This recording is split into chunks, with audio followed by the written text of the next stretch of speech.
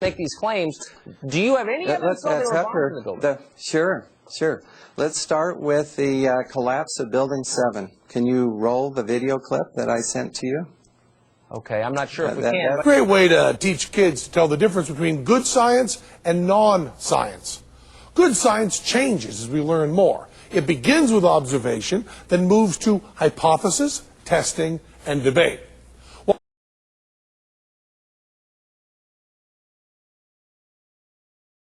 Again, what you're seeing are high shots. Now, here we're going to show you a videotape of the collapse itself. Describe that. Now we go to videotape, the collapse of this building.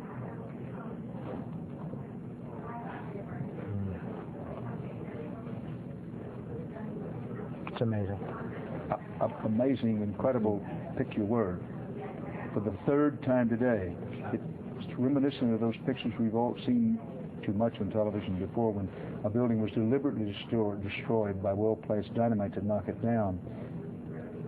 And the ball has started to drop, yet 7 World Trade is still above the starting line. At the 1-second mark, 7 World Trade and the ball are still even. Difficulties around the area. New Jersey Transit outbound. 7 World Trade indeed falls 100 meters in 4.5 seconds. Appearing to fall away from the rest of the building. Can we go to the tape now? Here we go, right here. This is, I mean, when you look at it, the building has collapsed. That tower just came down. Let's go to Bob Bazell, who was at St. Vincent's Hospital. Bob.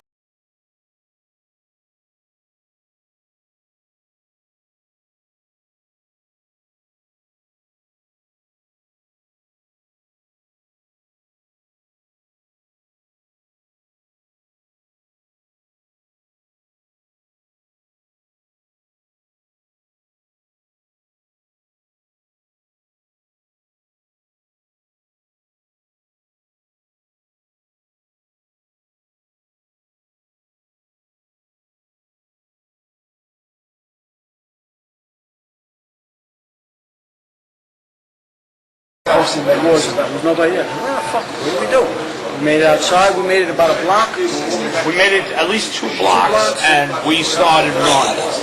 Floor by floor, instead of popping out. It was like, it was if they had detonated. Detonated. They were planned to take down a building. Boom, boom, boom, boom, boom, boom, boom. All the way down. I was watching it and running. Just ran up West. And then you just sort of this cloud of shit chasing you down. Couldn't outrun it. West Street. I couldn't outrun it. In these, I was about 5 blocks away when I heard explosions, 3 thuds, and turned around to see the building we just got out of, antenna tip over and fall in on itself. And then all of a sudden it started like it sounded like gunfire, you know, bang, bang, bang, bang, bang, and then all of a sudden 3 big explosions.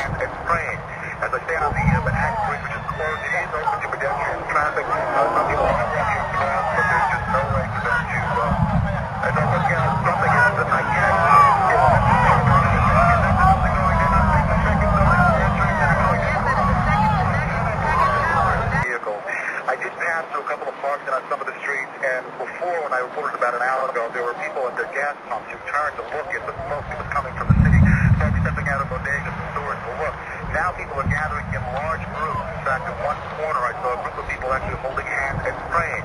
As I stand on the Manhattan Bridge, which is closed, it is open to pedestrian traffic. Some people are watching the crowd, but there's just no way for them to, I don't look at something else that I can't.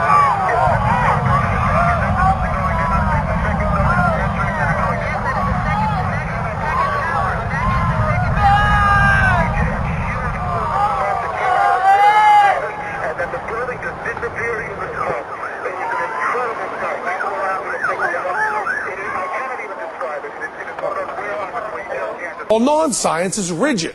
It begins with works of fiction and proceeds to asserting, insisting, twisting the facts, and sometimes even torturing those who disagree. You can learn something from that.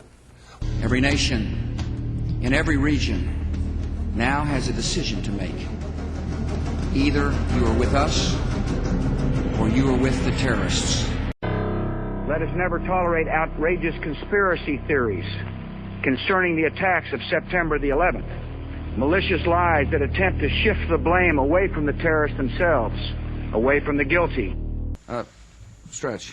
Big stretch. I'm sorry. Mr. President. I know you said there'll be a time for politics, but you've also said you wanted to change the tone of Washington. Howard Dean recently seemed to muse aloud whether you had advanced knowledge of 9/11. Do you agree or disagree with the RNC that this kind of rhetoric borders on political hate speech? Yeah. Look, there's time for politics. And, it's time for politics. And it's an absurd insinuation. In that case, sir, can I follow up on something unrelated? Kennedy, a rescue worker with the National Urban Search and Rescue, is part of FEMA. We're currently one of the first teams that was deployed to support the city of New York for this disaster. We arrived on late Monday night and went into action on Tuesday morning.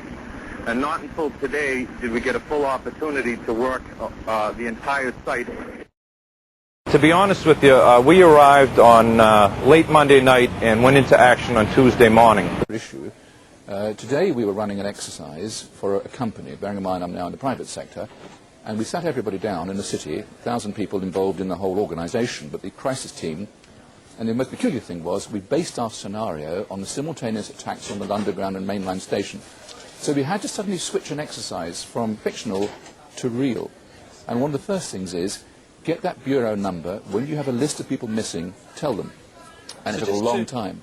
Just to get this right, you were actually working today on an exercise that envisioned virtually this scenario. Almost precisely. I was up until 2 o'clock this morning because it's our job, my own company, Advisor Consultants. We specialise in helping people to get their crisis management response. How do you jump from slow time thinking to quick time doing? And we chose a scenario with their assistance which is based on a terrorist attack because they're very close to a property occupied by Jewish businessmen. They're in the city, and there are more American banks in the city than there are in the whole of New York.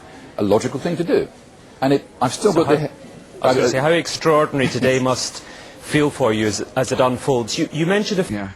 Yeah. Look, there's time for politics. And, it's time for politics. And,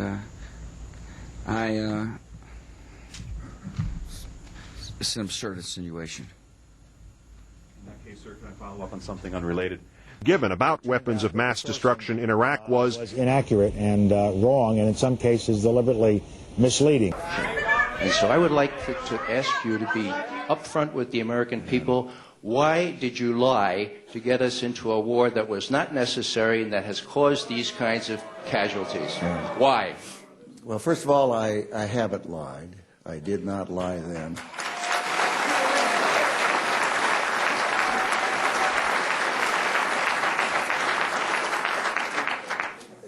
Colin Powell didn't lie. He spent weeks and weeks with the Central Intelligence Agency people and prepared a presentation that I know he believed was accurate. And he presented that to the United Nations. The President spent weeks and weeks with the Central Intelligence people. And he went to the American people and made a presentation. I'm not in the intelligence business. They gave the world their honest opinion. It appears that there were not weapons of mass destruction there. You said you knew where they were. I did not. I said I knew where suspect sites were, and we were just... You said you knew where they were, near Tikrit, near Baghdad, and northeast, south, and west of there. Those are your words. My words were that... No. Wait a minute. Let him stay 1 second.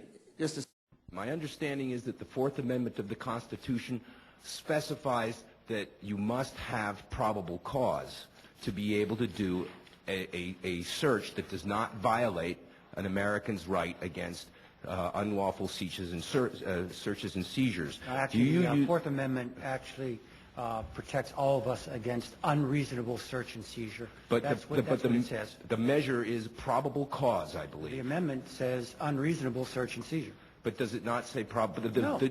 The court standard, the legal standard, search and seizure. The legal standard is probable cause. Just to be very clear, okay, and believe me, if there's any amendment to the Constitution that employees of the National Security Agency are familiar with, it's the Fourth, right?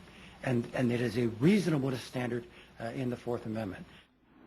By that comment, the Constitution doesn't say every individual in the United States or every citizen is hereby granted or assured or the right to habeas. It doesn't say that. It simply says the right to habeas corpus shall not be suspended except by... You may legally. Or when the president does it, that means that it is not illegal.